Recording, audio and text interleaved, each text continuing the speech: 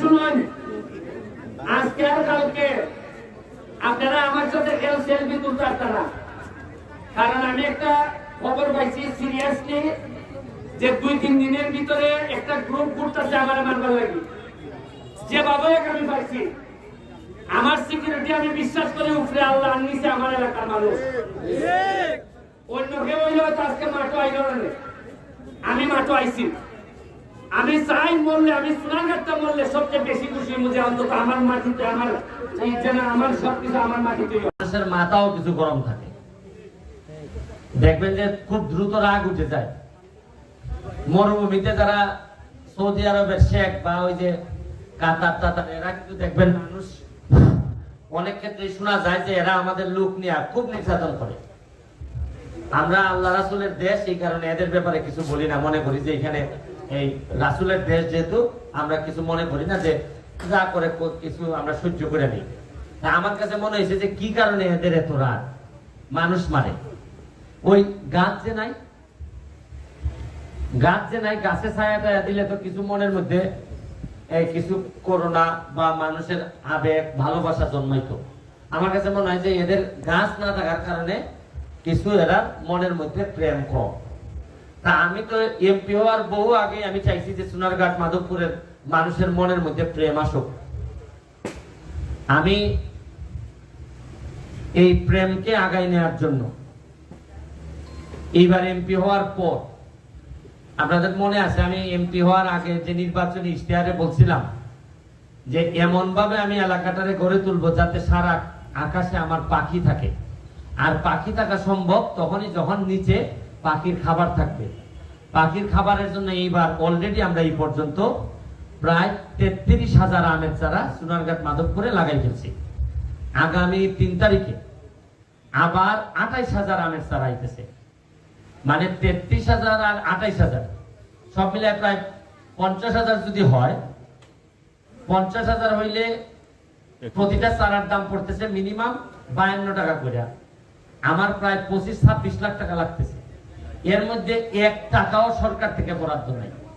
তো আমার কালকে আমার পিএ জিজ্ঞেস করতেছে যে এত টাকা স্যার দিলে অন্যান্য অভাবী মানুষ এরা আসে, এরা এমপির উপর অনেক ভরসা করে আইসা কেউ কয় পুরি বিয়া দিত, কেউ কয় ইটা দিত।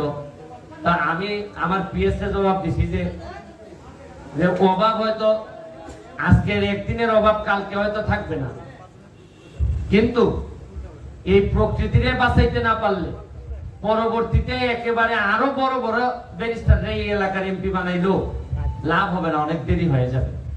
এখন আগে অক্সিজেন বাড়াও, তারপর না হয় আমরা অভাব কমাই মনে। এখন না হয় না খাইয়া থাকি সবাই, আগে গাছ গাছালিতে পরিপূর্ণ করো।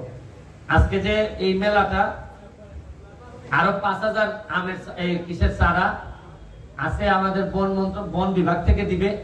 এগুলা নানা ধর্মের নানা বর্ণের গাছ, এইগুলো আমরা বন্টন করব। আগামী 3 তারিখ স্কুল খুলতেছে, স্কুলে আমরা বাচ্চাদেরকে আমরা এই কিসের পক্ষ থেকে, আমাদের পক্ষ থেকে আমরা গাছ পাঠাই দিতেছি, আপনারা এগুলা যত্ন করে লাগাবেন।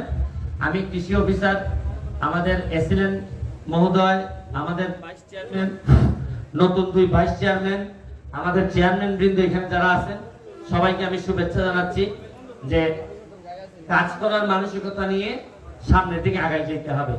কারণ আমরা পুরা এইবারের প্রশাসন পুরাটাই মোটামুটি নিজের পায়ে দাঁড়াইতে এই জায়গা পর্যন্ত আসতে হয়েছে। আশা করি কেউ ডাকুক না ডাকুক, কেউ করুক না করুক, আমরা আমাদের নিজেদের যোগ্যতা নিয়েই আমরা আগাই যাব।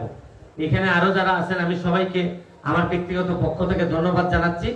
আর আজকে একটা খেলার দাওয়াত দিচ্ছি আমাদের কসবার সাথে। আপনারা ব্রাহ্মণবাড়িয়ার কসবা, মানে আমাদের মাননীয় আইনমন্ত্রীর এলাকা, কসবার থেকে একটা ফুটবল টিম আসবে আমাদের সোনারঘাটের টিস স্কুল মাঠে। কসবা বনাম সোনারঘাট আমাদের একটা ফুটবল ম্যাচ হবে, এখানে আপনারা আসবেন। শুধু কষ্ট করলেই হবে না, কিছু আনন্দ তো নেওয়া লাগবে নাকি? আমরা সোনারঘাটের মানুষ কোনোভাবে আর মানসিক অসুস্থ হইতে আমি দিব না। আর বিশেষ করে আমি কথা দিছি যে চা বাগানের যারা আমার শ্রমিক ভাই বোন আছে, দেখবেন আপনি 2-3 বছরের মধ্যে, আমি তো কথা দিছি যে আমার চামড়া যেহেতু একটু ফর্সা, তোমাদের চামড়া আমি সুনো পাউডার দিয়ে ফর্সা বানাই, এরপরে আমি এই জায়গা থেকে বিদায় নেব।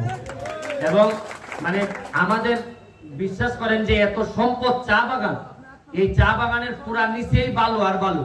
আমি যখন দেখি বাগান ভাঙে তখন দেখি নিচে খালি বালু, এর মানে আমার মনে হয়েছে যে পুরা সোনারঘাটের নিচেই বালু, মানে সৌদি আরবের নিচে তেল আর আমাদের নিচে বালু, এর মানে আমরাও কিন্তু ব্লেসড, আমরাও কিন্তু আশীর্বাদ প্রাপ্ত।